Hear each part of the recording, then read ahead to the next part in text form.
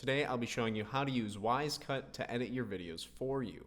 Now if you're not familiar with Wisecut, it's an AI-powered app that takes all of the effort out of editing videos. So the first thing you'll want to do is head over to wisecut.video and then create an account or log in if you've already got one. So I'll go ahead and log in.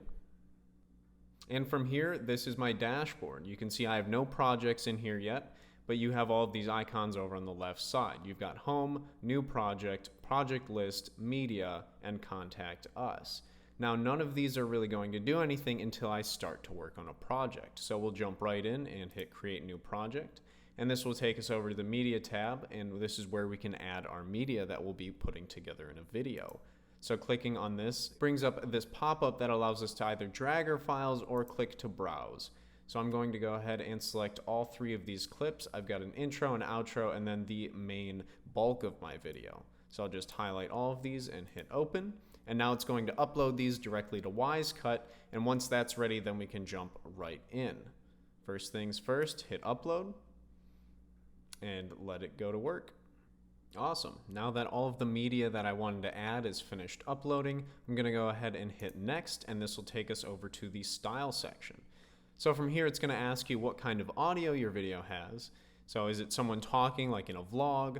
Is it something where it's just got background sounds and you want to keep those but there's no voice, or you want to mute it completely? Now in this instance, I've got an intro and an outro, but the main section of the video is me talking. So we're going to go ahead and click on someone is talking. And then in order to move forward, we have to select the spoken language in the video. Now I'm obviously speaking English. And once that's good to go, you'll go ahead and hit next.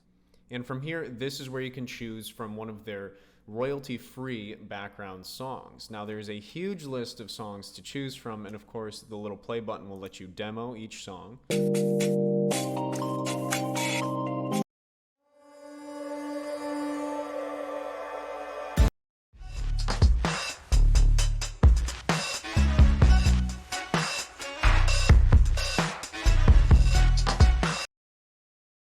Now I'm actually a fan of Next Chapter, so we'll go ahead and select that one and then hit next.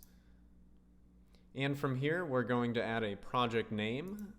I'm going to call this My First Project. And now with the name out of the way, you can see all of these toggles down here. Now these are the different AI features that Wisecut gives you. So from here, you can turn them on or off. So you've got auto cut silences, which is pretty straightforward. It just cuts out the silences between talking and different sounds. You've got this smart background music, which we've already turned on. We've got the auto duck. So that means the music automatically gets a little bit quieter whenever there's a voice and louder when there's no voice. And then the auto punch in is just a cool little editing feature to make it a little more interactive. That's when the shot on the camera appears to be a little bit closer and then cuts back to the original distance.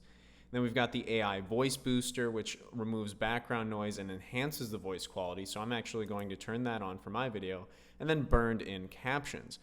Now, Wisecut automatically generates captions for you, and it's up to you whether or not those captions are as a sidecar file or burned in. And all that means is a burned in caption file is a part of the video permanently, where sidecar is something where you can toggle on and off. So I'm going to go ahead and leave that one off, and then we're going to hit create project. Now Wisecut is going to go ahead and work their magic. They'll shoot you over an email whenever your video is done.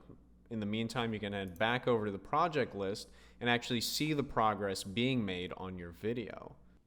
Okay, now that our video is done processing, you can see the total file size right here, the total length of the video, and then there's two buttons up here. You've got the edit button and then the trash can. Obviously, trash can is your delete button, and then the edit one is going to give us access to some of the more powerful capabilities and features that Wisecut has available. So we'll go ahead and click on that. And from here, we can go ahead and see exactly how much awkward silence was removed, how many jump cuts were created, how many lines of subtitles have been created, and then the fact that we've added in music. It just confirms that for us. And right here, you can go ahead and hit play video to preview it. 20% off your purchase of Commander 1 server. You've got to go back and re-enter your information over and over again. And frankly, that's just a Awesome. And from here, we could go ahead and export it directly into an MP4 file that we could download, but there are some changes I want to make before I do that. So I'll go ahead and hit the Edit Project button. Now this will give us access to all of the different scenes available in our video. Now at the very top, you'll see all of these different sections, and I'll get to that in just a second. You can see there are two toggle switches at the top. There is drag to reorder, and that's pretty straightforward. It just allows you to then grab and drag scenes into a different order. So I actually want to make sure that this scene is number 1 for me, and then I'm happy with that.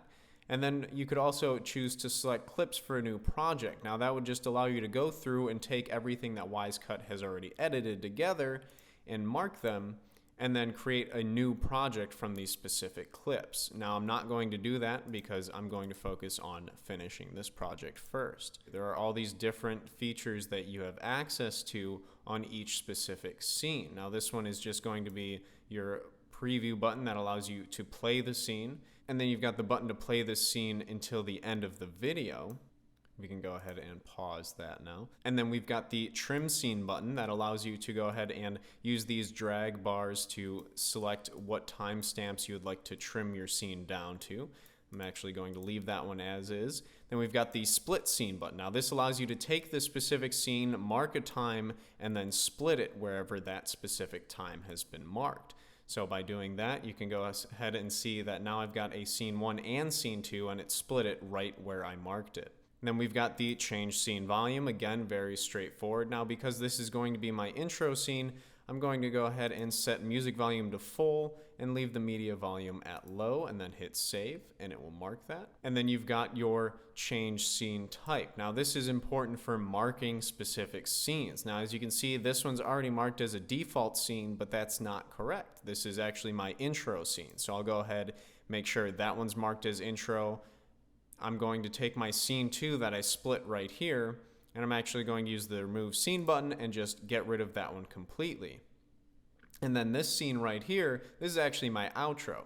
So I don't want it right at the front of the video, so I'll go ahead to my scene type and mark that as my outro scene, and it will now move it all the way down to the bottom and make sure that it finishes my video off with that. So I can scroll back up. And as you can see on the actual core scenes where there is dialogue and there's captions that have been auto-generated, there's a few extra buttons. It's got the edit subtitles button, which is of course very straightforward. You can go ahead and edit subtitles. You can just scroll through, and let's go ahead and make this one.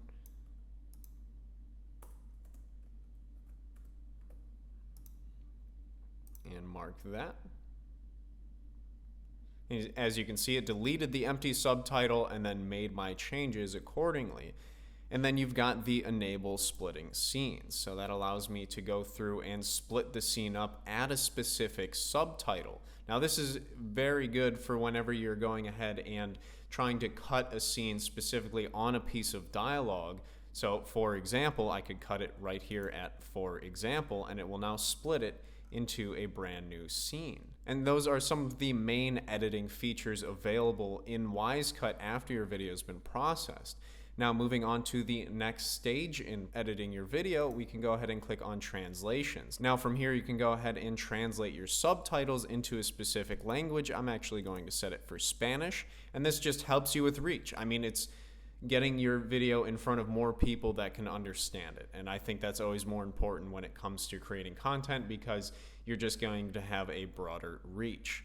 Now you've got the music tab at the top here, and from here you see a few extra settings that weren't in it before we had processed the video. You've got your intro and outro, so you can actually customize your intro and outro music based off of your needs. So my intro, I have music playing, and I want to add the Wisecut music that I selected. I'd selected that song Next Chapter from their royalty-free library, but I've already got music on my outro, so I have no need for it. So I'm going to go ahead and select my video as an outro, and I don't want to add Wisecut music to it.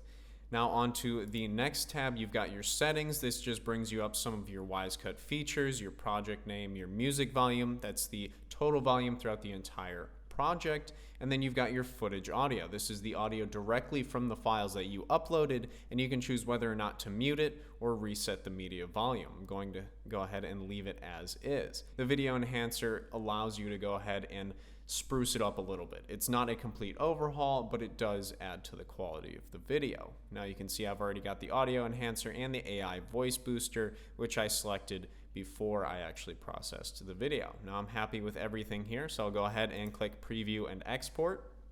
And you'll see because I've made some changes, there are now changes that are not previewed.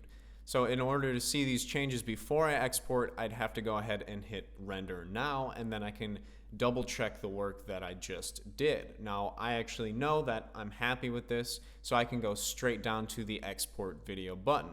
Clicking on this will allow you to export your video into a full video file. You'll obviously, just like with processing, get an email when the video is ready. So I'll go ahead and click on that, and then it's just a matter of letting Wisecut go to work. And our video has finished. Now from here we'll go over to preview and export. You can see the additional changes that I've made. It says the awkward silence removed, jump cuts created, lines of subtitles, and then the music that's been added. So I'll go ahead and click preview and export. And from here there's a few different options. So I could go ahead and export this directly to YouTube, and clicking on this link will pop open YouTube in a separate web.